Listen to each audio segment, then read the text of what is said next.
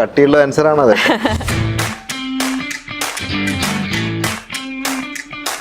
നമുക്കൊരു കൺസോൾ കിട്ടുന്നത് നമ്മുടെ ഫാമിലിയിൽ നിന്നാണ്. അപ്പോൾ ഒരേ കാര്യം തന്നെ ഡിഫറെന്റ് രീതിയിൽ നമ്മൾ പുട്ടപ്പ് ചെയ്ത് കഴിഞ്ഞാൽ people who have got lot of money അവരും മെന്റൽ ഹെൽത്ത് ഇഷ്യൂസ് ഫേസ് ചെയ്യുന്നുണ്ട്. അതെ. From medical drives to digital literacy, ഇദ്ദേഹത്തിന്റെ യാത്ര തുടങ്ങുന്നത് കേരളത്തിൽ നിന്നാണ്. ആ യാത്ര ഇപ്പോൾ ദുബായിൽ വന്ന് നിൽക്കുകയാണ്. ഇദ്ദേഹത്തെ പറ്റി പറയാനാണെങ്കിൽ of course he's involve in social work. അതുപോലെ തന്നെ മെഡിക്കൽ രംഗത്താണെങ്കിലും അല്ലെങ്കിൽ ഡിജിറ്റൽ ഇവല്യൂഷനെ പറ്റിയിട്ടാണെങ്കിലും എഡ്യൂക്കേഷൻ സെക്ടറിനെ പറ്റിയിട്ടാണെങ്കിലും ഏതൊരു വിഷയത്തെ പറ്റിയും ഇദ്ദേഹത്തോട് ചോദിക്കൂ, he have a point on it. Today we have അൻഹർ നാഹ joining with us on the conversation. നമസ്കാരം സർ. Thank you. ആദ്യം തന്നെ ചോദിക്കട്ടെ, ഞാനൊരു ഇൻട്രോ കൊടുത്തു താങ്കൾക്ക്. ഒരു സോഷ്യൽ വർക്കറാണ്, അതുപോലെ തന്നെ മെഡിക്കൽ രംഗത്തുള്ള കാര്യങ്ങളെ പറ്റിയിട്ടാണെങ്കിലും you are updated about it, digital രംഗം ആണെങ്കിലും you are updated about it, education sector ആണെങ്കിലും the changes that is happening you are updated about it. ഇതിനൊക്കെയുള്ള ഒരു പാഷൻ അല്ലെങ്കിൽ ഇതിനെയൊക്കെ പറ്റി അറിഞ്ഞിരിക്കണം എന്നുള്ള ഒരു ആഗ്രഹം അത് എവിടെ നിന്നാണ് വരുന്നത്? ബേസിക്കലി എനിക്കുള്ള ഒരു ക്വാളിറ്റി ആയിട്ട് ഞാൻ തന്നെ കണ്ടെത്തിയിട്ടുള്ളത് നന്നായിട്ട് ഒബ്സർവ് ചെയ്യാനുള്ള ഒരു ടെൻഡൻസി ഉണ്ട്. പ്ലസ് പുതിയതിനോടുള്ള ഒരു ക്യൂരിയസ് ആയിട്ടുള്ള ഒരു ആറ്റിറ്റ്യൂഡും ഉണ്ട്. ഇത് രണ്ടും കൂടി ക്ലബ് ചെയ്യുമ്പോൾ നമുക്ക് ഏത് ഒരു പുതിയത് കാണുമ്പോഴും അതിലേക്കൊന്ന് അത് പഠിക്കാനും അതെന്താന്ന് അറിയാനുമുള്ളൊരു പറയില്ല ജിജ്ഞാസ എന്ന് പറയുന്ന കൂടുതലാണ്. അപ്പൊ അത് പലപ്പോഴും ഇൻവേരിയബിളി നമ്മളെ ഹെൽപ്പ് ചെയ്തിട്ടുണ്ട്. അത് ബിസിനസ് രംഗത്തായാലും സോഷ്യൽ രംഗത്തായാലും നമ്മുടെ ഒരു കൾച്ചറൽ പേഴ്സണൽ ആ രംഗത്ത് ഒരു ടോട്ടൽ ഒരു നെർച്ചറിങ് അതുവഴി എനിക്ക് കിട്ടിയിട്ടുണ്ട്. അപ്പം അതുകൊണ്ടാണ് ഇത്തരം ഇപ്പം പുതിയ ട്രെൻഡുകൾ നമുക്ക് വന്നു തുടങ്ങുന്നു. കോവിഡിന് ശേഷം അതൊരു ഹൈ സ്പീഡിലേക്ക് പോകുന്നു. അപ്പോൾ അതിനോടൊക്കെ കാച്ചപ്പ് ചെയ്ത് പോകാൻ പറ്റിയത് ഇത്തരത്തിലുള്ള ഒരു സെൽഫ് ഡ്രൈവ് അവിടെ കിടക്കുന്നതുകൊണ്ടായി. അതെ. അപ്പം ബേസിക്കലി സാറ് പറയുന്നത് എന്ന് പറഞ്ഞു കഴിഞ്ഞാൽ നമ്മൾ അപ്ഡേറ്റഡ് ആയിരിക്കണമെങ്കിൽ വി ഹാവ് ടു റൺ അല്ലോ അല്ലേ? അങ്ങനെ നോക്കുമ്പോൾ ഇപ്പൊ താങ്കളുടെ യാത്ര ഇപ്പൊ ദുബായിൽ എത്തി നിൽക്കുകയാണ്. And of course you R A business man. 2026 എത്തി നിൽക്കുകയാണ്. ആ ഒരു കോവിഡിന്റെ ആ ഒരു ടൈമിൽ നമ്മളുടെ ലൈഫിൽ ഉണ്ടാവാൻ പോകുന്ന ചേഞ്ചസിനെ പറ്റിയൊക്കെ നമ്മൾ സംസാരിച്ചിട്ടുണ്ടായിരുന്നു. What do you feel now 2026 UAE എന്നൊരു നഗരം, അതുപോലെ തന്നെ നമ്മുടെ കേരളവും എവിടെ എത്തി നിൽക്കുന്നു? എൻ്റെ ഗൾഫിലേക്കുള്ള ആദ്യ വരവ് 1996 അപ്പോൾ ഇവിടെ വരുമ്പം ഇന്ന് കാണുന്ന ദുബായിയുടെ ഒരു 50% ആണ് അന്നുണ്ടായിരുന്നത്. ഒരു നമ്മളിപ്പോൾ ഇന്ന് ന്യൂ ദുബായ് എന്നൊക്കെ വിളിക്കുന്ന ആ ഒരു മേഖല, അതിൻ്റെ ഒരു ഡെവലപ്മെന്റ് സ്റ്റേജിന്റെ ഒരു വളരെ ഇനീഷ്യൽ ആയിട്ടുള്ളൊരു ഘട്ടമാണ്. അപ്പം അതുകൊണ്ട് എന്താ ഉണ്ടായെന്ന് വെച്ചാൽ എങ്ങനെയാണ് ഒരു മോഡേൺ വേൾഡ് കൺസ്ട്രക്ട് ചെയ്യപ്പെടുന്നത്, ക്രിയേറ്റ് ചെയ്യപ്പെടുന്നത് എന്നുള്ളത് നേരിട്ട് കാണുകയാണ്. അത് ബിൽഡിങ്സ് ആവട്ടെ, റോഡ്സ് ആവട്ടെ, അതർ ഫെസിലിറ്റീസ്, ഹോസ്പിറ്റൽസ് വരുന്നു, അതുപോലെ തന്നെ സ്കൂൾസ് വരുന്നു, അതർ അമ്യൂണിറ്റീസ്, എയർപോർട്ടിന്റെ ഡെവലപ്മെന്റ്. ഞാൻ ആദ്യം പോവുകയും വന്നിറങ്ങുകയും ചെയ്ത എയർപോർട്ട് എന്ന് പറയുന്നത് ഇന്ന് കേരളത്തിലെ ഒരു പക്ഷേ നെടുമ്പാശ്ശേരിയോട് പോലും നമുക്ക് പിന്നെ in terms of square feet, terminal square feet, runway അല്ല ഞാൻ ഉദ്ദേശിച്ചത്, അത്ര ചെറുതായിരുന്നു. ഇന്ന് നമുക്കറിയാം it's one of the largest എയർപോർട്ടായിട്ട് ലോകം കാണുന്നതാണ് ദുബായ്, ബിസിയസ്റ്റ് എയർപോർട്ട്. അപ്പൊ അത്രയും ഫെസിലിറ്റി വന്നു. അപ്പൊ ഈ ഒരു മാറ്റം എന്ന് പറയുന്നത് ഒരു രാജ്യത്തിന് എങ്ങനെയാണ് ഈ 30 years, ഇപ്പൊ എന്റെ 30 വർഷമാണ് ഞാൻ UAE ഉണ്ടാകുന്നത്. 2026 കൂടി this is my 30th year. അത് ഞാൻ നോക്കി കാണുകയാണ്, ഞാൻ വായിച്ചു പഠിച്ചതല്ല. I have observed it and I felt it in my life. അപ്പം അതിനെന്തൊക്കെ വേണം? അതിന് വെറും സിമെന്റും കമ്പിയും ഒന്നും പോരാ. അതിന് വേണ്ടത് കൃത്യമായിട്ടുള്ള വിഷണറി ആയിട്ടുള്ള നല്ലൊരു ലീഡർഷിപ്പ്. അപ്പം ഈ ഒരു പാർട്ട് ഓഫ് ദി വേൾഡിന്റെ ഇന്നത്തെ ഒരു പുണ്യം എന്ന് പറയുന്നത് ഈ ലീഡർഷിപ്പ് ക്വാളിറ്റിയുള്ള ആളുകൾ ഒരു കുറച്ച് കാലമായിട്ട് ഈ മേഖലയിലുണ്ട് എന്നുള്ളതാണ്. അപ്പം ദ ഫോർമേഷൻ ഓഫ് UAE, അതിന് ശേഷമുള്ള ഡെവലപ്മെന്റ് ഓഫ് UAE എന്നൊക്കെ പറയുന്നത് അമേസിംഗ് ആണ്. ഇന്ന് ഇപ്പോൾ ഒരു രസകരമായിട്ട് ഞാൻ ഇപ്പോൾ ചിന്തിക്കുന്നത് UAE എന്ന് പറയുന്നത് ഈ കാണുന്ന ഒരു എനിക്ക് തോന്നുന്നു 85,000 സ്ക്വയർ കിലോമീറ്റർ ആണ് ജിയോഗ്രഫിക്കലി ഇന്ന് UAEക്കുള്ളൊരു ഏരിയ ആയിട്ട് പറയുന്നത്. അപ്പം ആ ഏരിയ മാത്രമാണ് UAE. അപ്പം UAE ഇന്നത്തെ ഒരു അവരുടെ ഒരു അവർ മാനേജ് ചെയ്യുന്ന ഭൂമി എന്ന് പറയുന്നത് 85,000 സ്ക്വയർ ഫീറ്റ് അല്ല. ഇന്ത്യയിലെ കൊച്ചിൻ എയർപോർട്ട് അവര് പിന്നെ മാനേജ് ചെയ്യുന്നു. ആഫ്രിക്കയിലെ നിരവധി പോർട്ടുകൾ ചെയ്യുന്നു, യൂറോപ്പിലെ ചെയ്യുന്നു. ഇത് വെറും പോർട്ട് മാത്രം. അതുപോലെ തന്നെ മറ്റ് ഡിപ്പാർട്ട്മെന്റുകളുമായിട്ട് ഈ UAE വിവിധ മേഖലകളിൽ ഇടപെടുമ്പോൾ UAE എന്ന് പറയുന്നത് അതിന്റെ ഒരു ബോർഡർ തന്നെ ഒരു ബീറ്റ് ചെയ്തുകൊണ്ട് ഡിഫൈ ചെയ്തുകൊണ്ടൊക്കെ മുന്നോട്ട് പോവുകയാണ്. ഒരു രാജ്യത്തിന്റെ വലിപ്പമല്ല ഇന്ന് യഥാർത്ഥത്തിൽ അതിനപ്പുറത്തേക്ക് വളരാൻ UAEക്ക് ദുബായിക്ക് കഴിഞ്ഞു എന്നുള്ളതാണ് ഞാൻ നേരിട്ട് മനസ്സിലാക്കിയ ഒരു കാര്യമാണ്.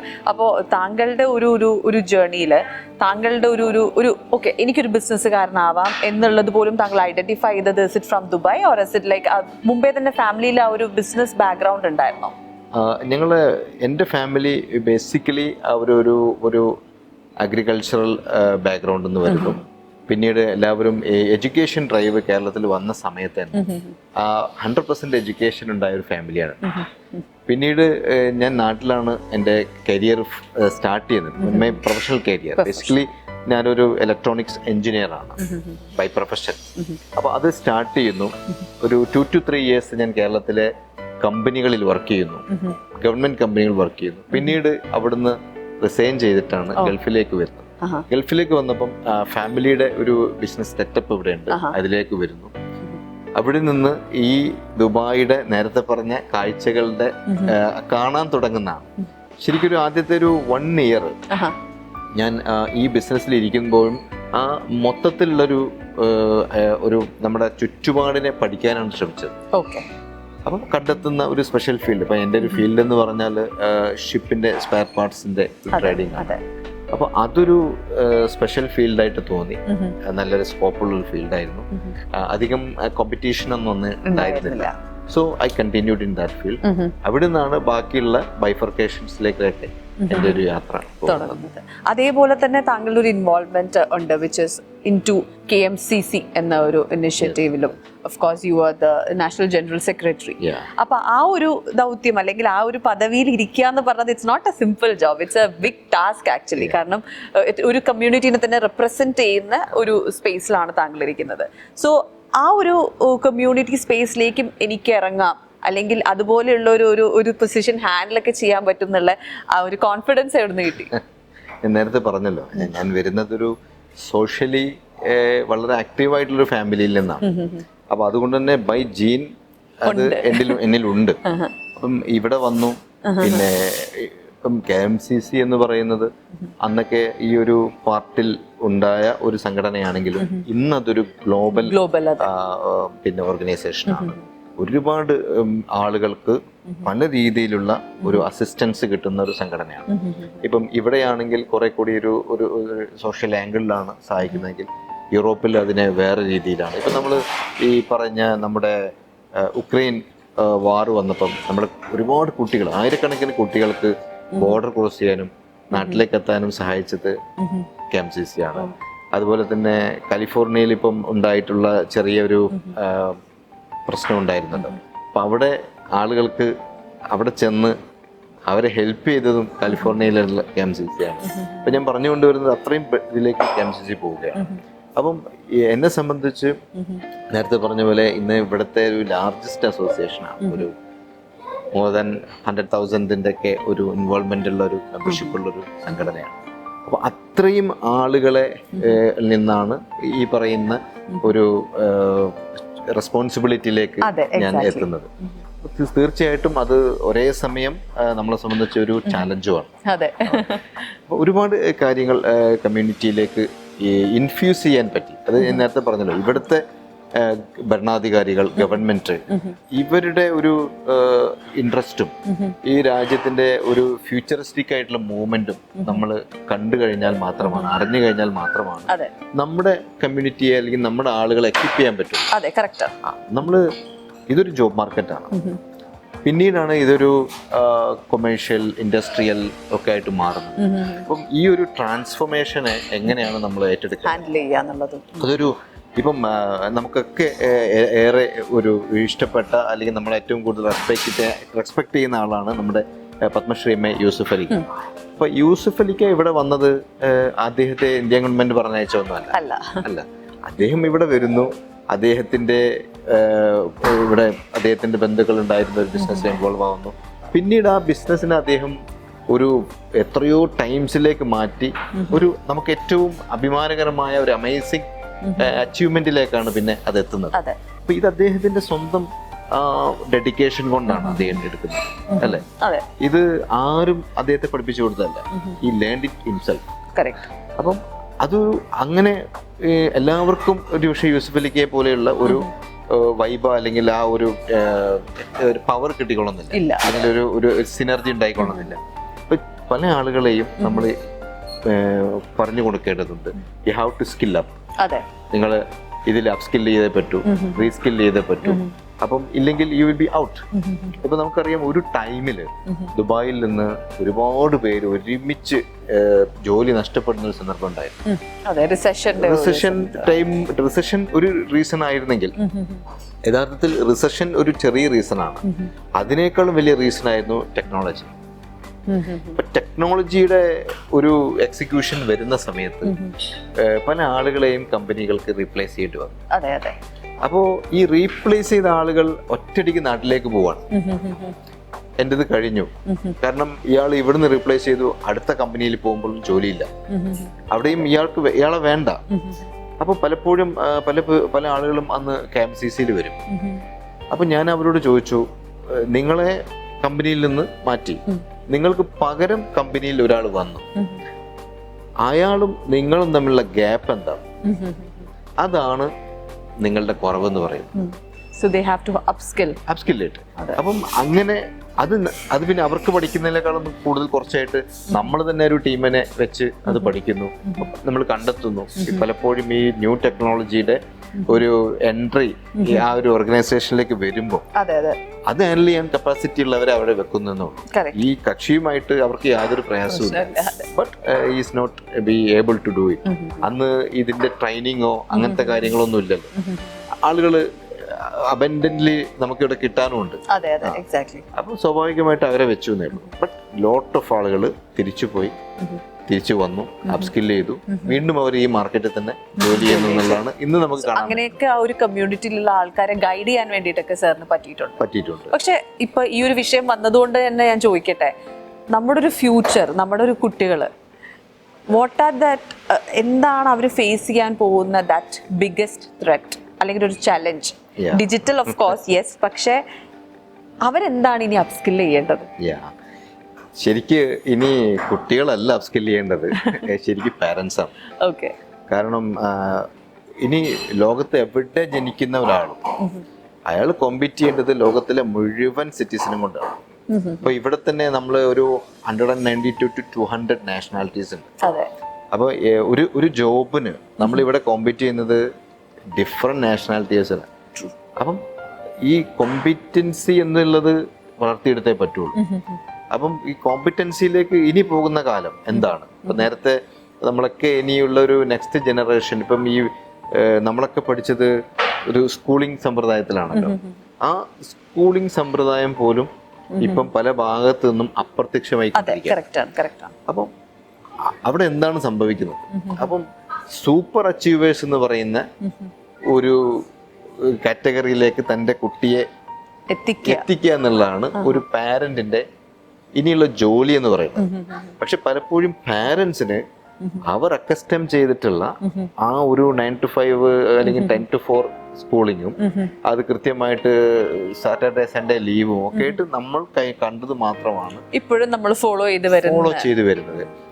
അതിനെ ഓവർകം ചെയ്യുന്ന അല്ലെങ്കിൽ ഔട്ട്ലിവ് ചെയ്ത് വരുന്ന ആളുകൾക്ക് മാത്രമാണ് തൻ്റെ കുട്ടിയെ ഇനി ഒരു ഫ്യൂച്ചർ വേൾഡ് സിറ്റിസൺ ആക്കി മാറ്റാൻ പറ്റും. നമ്മളൊക്കെ ഇനി നോക്കേണ്ടത് നമ്മളൊരു ഗ്ലോബൽ സിറ്റിസൺഷിപ്പിലേക്ക് പോവുകയാണ്. സോ സാറിന്റെ ഒരു ബാക്ക്ഗ്രൗണ്ട് എടുത്ത് നോക്കിക്കഴിഞ്ഞാൽ നമുക്കറിയാം, of course your father was A deputy chief minister ആയിരുന്നു കേരളത്തിന്റെ. പിന്നെ ഓഫ് കോഴ്സ് ബ്രദർ അബ്ദുൾ റബ്ബ് സർ, അദ്ദേഹം എഡ്യൂക്കേഷൻ മിനിസ്റ്റർ ആയിരുന്നു. ഇപ്പം നമ്മളിപ്പോൾ ചാലഞ്ചസിനെ പറ്റി പറഞ്ഞത് കൊണ്ട് തന്നെ ഞാൻ അതുമായിട്ട് കണക്ട് ചെയ്യുകയാണ്.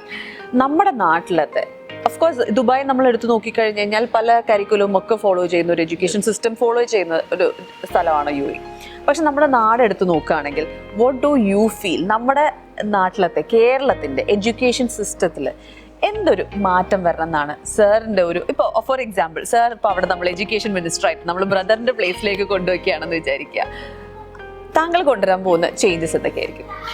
ഞാൻ ഏറ്റവും കൂടുതൽ എനിക്കൊരു വിഷമം തോന്നിയ ഒരു സന്ദർഭം ലാസ്റ്റ് ഈ കഴിഞ്ഞ ലോക കേരള സഭയിലല്ല, അതിന്റെ മുമ്പ് ഞാൻ ലോക കേരള സഭയിൽ പങ്കെടുക്കാൻ. അപ്പൊ അന്ന് ബഹുമാന്യനായ അതിന്റെ അധ്യക്ഷൻ സ്പീക്കറായിരുന്നു, കേരള നിയമസഭ സ്പീക്കറായിരുന്നു. അദ്ദേഹത്തിന്റെ സ്പീച്ചിൽ ഒരു കണക്ക് പറയുന്നുണ്ട്. അതായത് ഏതാണ്ട് ഒരു 48,000 to 50,000 crores of rupees. It's a big money. 50,000 crores of rupees കേരളത്തിൽ നിന്ന് പഠിക്കാൻ വേണ്ടി മാത്രം നമ്മുടെ കുട്ടികൾ പുറത്തേക്ക് പോകുന്നത് വഴി പോകുന്നുണ്ട് എന്നുള്ളത്. അപ്പം എനിക്ക് അത് കഴിഞ്ഞിട്ട് എനിക്കൊരു ചാൻസ് കിട്ടുകയാണ് ഈ ലോക കേരള സഭയെ ഫേസ് ചെയ്യാൻ വേണ്ടി. അപ്പൊ ഞാൻ അന്ന് സ്പീക്കർ അവിടെ ഇരിക്കുന്നുണ്ട്, ഞാൻ അദ്ദേഹത്തോട് പറഞ്ഞു, ശ്രീ ഉമ്മൻചാണ്ടി മുഖ്യമന്ത്രി ആയിരുന്ന സമയത്താണ് ബ്രദർ അബ്ദുറബ്ബ് അതിന്റെ എഡ്യൂക്കേഷൻ മിനിസ്റ്റർ. അപ്പൊ അവരുടെ കാലത്ത് അവർ പ്രൊമോട്ട് ചെയ്ത് കൊണ്ടുവന്ന ഒന്നുണ്ട്, അക്കാഡമിക് സിറ്റി. നമ്മുടെ ദുബായിലൊക്കെ കാണുന്ന പോലെ, പല യൂറോപ്യൻ നാട്ടിലും ഒക്കെ കാണുന്ന പോലെ ഒരു അക്കാഡമിക് സിറ്റി. അതിന് കാലിക്കറ്റ് യൂണിവേഴ്സിറ്റിയുടെ ലാൻഡ് കൊടുക്കുന്നതടക്കമുള്ള എല്ലാ നിയമപരമായ കാര്യങ്ങളും പൂർത്തിയാക്കി കേരള നിയമസഭയിൽ അത് അവതരിപ്പിച്ചു, അതും പാസ്സാക്കി. അതിന് ഫണ്ടും വെച്ചിട്ടാണ് അന്നത്തെ ഗവൺമെന്റ് ഇലക്ഷനിലേക്ക് പോകുന്നതും. അന്ന് അവർക്ക് പകരം ഇപ്പോഴത്തെ ഗവൺമെന്റ് നിലവിൽ വരികയാണ്. അത് കഴിഞ്ഞ് 7 വർഷം കഴിഞ്ഞിട്ടാണ് ഈ 50,000 crores കണക്കും കൊണ്ട് സ്പീക്കർ വരും. അപ്പൊ ഞാൻ ചോദിച്ചു, സാർ 7 വർഷമായിട്ട് അങ്ങയുടെ ഗവൺമെന്റ് ആണ് ഇത് ഓൾറെഡി രേഖകളിൽ ഉള്ളതാണ്, നിയമസഭ പാസ്സാക്കിയതാണ്, വിദ്യാഭ്യാസ വകുപ്പിന്റെ കാര്യങ്ങളിൽ കാണാവുന്നതാണ്. അത്രയും കാര്യങ്ങൾ പൂർത്തിയാക്കിയിട്ടുണ്ട്. എനിക്കിന്ന് അറിയാം, ഒരു ഹയർ ലെവൽ എഡ്യൂക്കേഷൻ ടീം ഇവിടുത്തെ അക്കാഡമിക് സിറ്റി സന്ദർശിച്ചിട്ടുണ്ട്. അവർ കൊടുത്ത റിപ്പോർട്ടിന്റെ അടിസ്ഥാനത്തിലാണ് നിയമസഭയിൽ ഇത് വരുന്നതും നിയമസഭ അത് അംഗീകരിക്കുന്നതും ഒക്കെ. അപ്പൊ നിങ്ങൾ ആലോചിച്ച് നോക്കൂ, നമ്മുടെ 7 വർഷം കഴിഞ്ഞിട്ടാണ് ഇതിന്റെ ഒരു എന്താണ് നഷ്ടപ്പെട്ടതെന്ന് കണ്ടെത്തുന്നത്. അപ്പൊ ഒരു അക്കാഡമിക് സിറ്റി വഴി എന്താണ് അവിടെ നടക്കാൻ? നേരത്തെ ചോദിച്ചതുപോലെ ലോകത്തുള്ള ഏത് സിലബസ് ആവട്ടെ, ഏത് യൂണിവേഴ്സിറ്റി ആവട്ടെ, അവർക്ക് വരാനുള്ള എല്ലാ ഇൻഫ്രാസ്ട്രക്ചർ ബിൽഡപ്പും നമുക്കത് പുതിയതൊന്നുമല്ല. നമ്മളിപ്പം നാട്ടിൽ തന്നെ നമ്മൾ ഇൻഡസ്ട്രിയൽ ഡിപ്പാർട്ട്മെന്റ് എടുത്താൽ ഇപ്പൊ കിൻഫ്ര എന്ന് പറയുന്ന പാർക്കുണ്ട്, നമ്മുടെ ഇൻഫോ പാർക്കുകളുണ്ട്, നമ്മുടെ ഇങ്കൽ പോലെയുള്ള പാർക്കുകൾ. ഇതെല്ലാം നമ്മുടെ ഇൻഡസ്ട്രിയൽ ഡിപ്പാർട്ട്മെന്റുമായി ബന്ധപ്പെട്ട പാർക്കുകളാണ്. ഇവിടെയൊക്കെ അടിസ്ഥാനപരമായി ഒരുപാട് കമ്പനികൾ ഇന്നും വർക്ക് ചെയ്യുന്നുണ്ട്. എങ്ങനെയാ കമ്പനികൾ അവിടെ എത്തിയത്? ഈ ഒരു സിസ്റ്റം കൊണ്ടുവന്നതുകൊണ്ട്. അല്ലാതെ നിങ്ങൾ എവിടെയെങ്കിലും കമ്പനി ഇട്ടോ എന്ന് പറഞ്ഞാൽ ഒരു ലീഡിങ് കമ്പനികൾ വന്നോളുന്നില്ല. അവർക്കുള്ള ഒരു ഈക്കോ സിസ്റ്റം നമ്മളവിടെ ഉണ്ടാക്കണം. അതുപോലെ അക്കാഡമിക്സിനുള്ള ഒരു ഈക്കോ സിസ്റ്റം. ഇപ്പൊ ഇവിടുത്തെ അക്കാഡമിക് സിറ്റിയിൽ എത്ര യൂണിവേഴ്സിറ്റികളുണ്ട്, from different part of the world. അവിടെ എത്രത്തോളം കുട്ടികൾ പഠിക്കുന്നു. നമ്മുടെ നല്ലൊരു percentage Indian students, Asian students ഇന്ന് അവിടെ അക്കാഡമിക് സിറ്റിയിൽ പഠിക്കുന്നു. അപ്പം അതെല്ലാം നമുക്ക് അവിടെ കിട്ടുമായിരുന്നു. ഇപ്പോ പുതിയ ഇന്ത്യയുടെ ഒരു പുതിയ സിറ്റി, എനിക്ക് തോന്നുന്നു ഗുജറാത്തിലാന്ന് തോന്നുന്നുണ്ട് അവര് പ്രഖ്യാപിച്ചത്. ഒരു നല്ല കൺസെപ്റ്റാണത്, നല്ല കൺസെപ്റ്റാണ്. കാരണം അത് ഇനിയും പ്രഖ്യാപിച്ചില്ല, അത്രയും ആള് പുറത്തേക്ക് പോകും. ഇവിടെ ഡെഫിനറ്റ് ആയിട്ട് നമ്മൾ മനസ്സിലാക്കേണ്ടത്, nobody will wait for you. Government എന്തെങ്കിലും ചെയ്തിട്ട് എനിക്ക് പഠിക്കാം എന്നുള്ള ആറ്റിറ്റ്യൂഡ് എല്ലാം മാറി.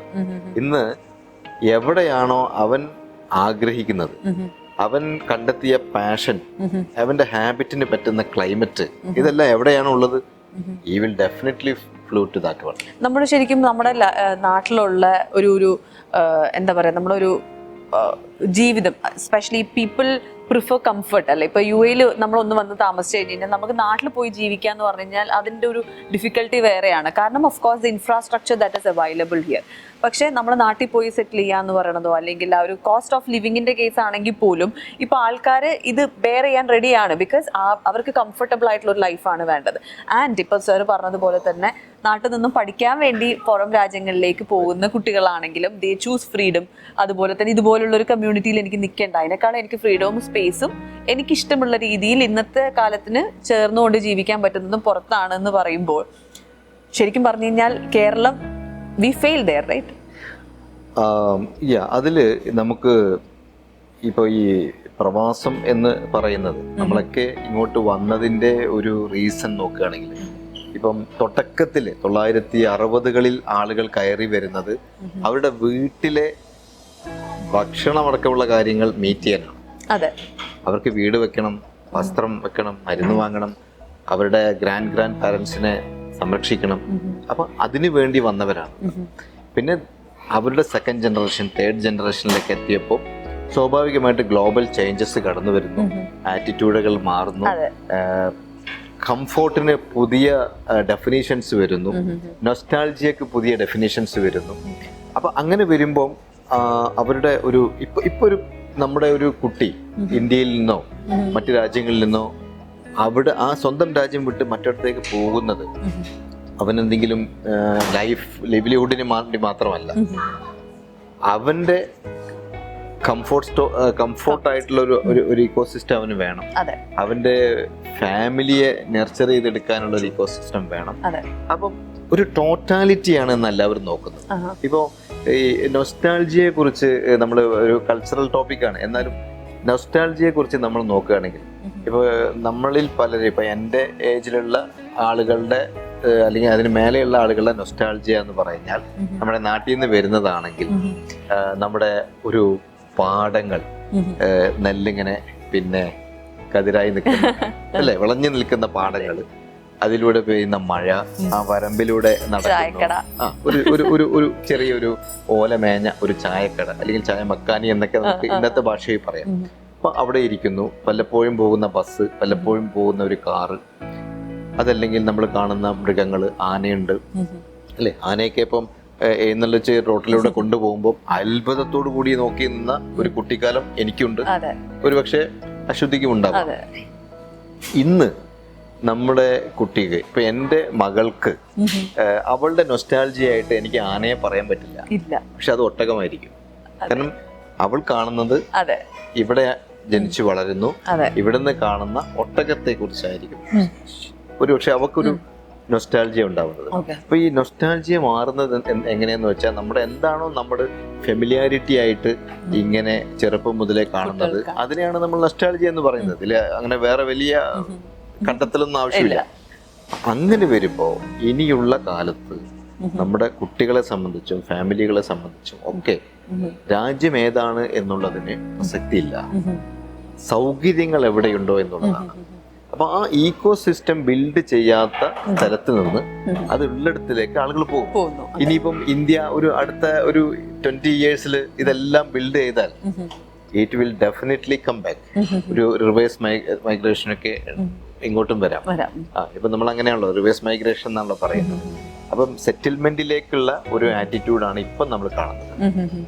അത് യുഎയിലാവാം, യുഎയിൽ നിന്ന് മറ്റു രാജ്യങ്ങളിലേക്ക് പോകുന്നു, രാജ്യങ്ങളിൽ നിന്ന് യുഎയിലേക്ക് വരുന്നു. കാരണം നമ്മൾ പണ്ടത്തെ ഒരു പെർസ്പെക്റ്റീവ് എന്ന് പറഞ്ഞു കഴിഞ്ഞാൽ നമ്മൾ ഇവിടെ കുറച്ച് ജോലി ചെയ്യുക, പ്രവാസിയുടെ ഒരു പെർസ്പെക്റ്റീവ് അങ്ങനെയായിരുന്നു. ഇവിടെ കുറച്ച് ജോലി ചെയ്യുക, കുറച്ച് സമ്പാദിക്കുക, നാട്ടിൽ കുറച്ച് സേവിങ്സ് ഉണ്ടാക്കുക, നാട്ടിലൊരു വീട് കിട്ടുക, നാട്ടിലേക്ക് ഷിഫ്റ്റ് ചെയ്ത് പോവുക. പക്ഷെ ഇന്നത്തെ കാലത്ത് ആൾക്കാരുടെ പെർസെപ്ഷൻ മാറി. ഇപ്പോൾ യുഎയിൽ തന്നെ അവരുടെ ഒരു സെക്കൻഡ് ഹോമിന് പകരം അവരവർ ഒരു ഫസ്റ്റ് ഹോം ആക്കാൻ താല്പര്യപ്പെടുകയാണ്. നാട്ടിലേക്ക് വല്ലപ്പോഴൊക്കെ ഒന്ന് പോയി വിസിറ്റ് ചെയ്യുക വരിക എന്നുള്ളത്.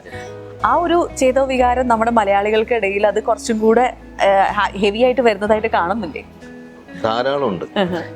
ഒന്നും വേണ്ട, ഇവിടുത്തെ റിയൽ എസ്റ്റേറ്റ് മേഖലയിൽ നിന്നുള്ള ആഡുകൾ പരിശോധിച്ചാൽ ഒന്ന് മലയാളത്തിൽ ആഡ് വരുന്നു. മലയാള മീഡിയകളിലേക്ക് ഈ ആഡുകൾ കൊടുക്കാൻ വലിയ കമ്പനികൾ ധൃതി കാണിക്കുന്നു. അതെല്ലാം ഒരു ഇൻഡിക്കേഷനാണ്.